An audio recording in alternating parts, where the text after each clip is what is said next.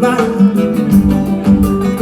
nakuma wakangona non kadi woni sare mama senu abla yeli manja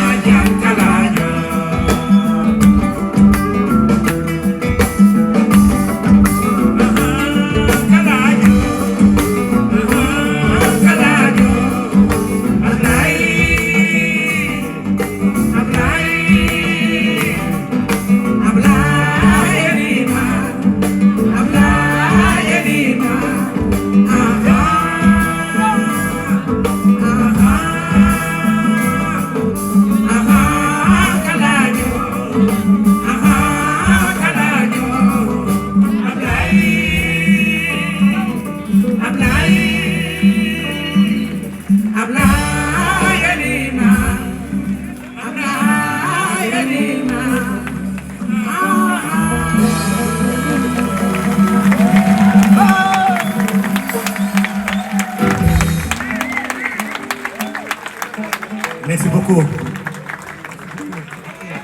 C'est une chanson que j'avais dédiée à quelqu'un qui nous est très cher, puisqu'il reste un exemple. Je parlais tout à l'heure de voyage. Mon fils, mon ami Lamine qui est là, qui est son ami,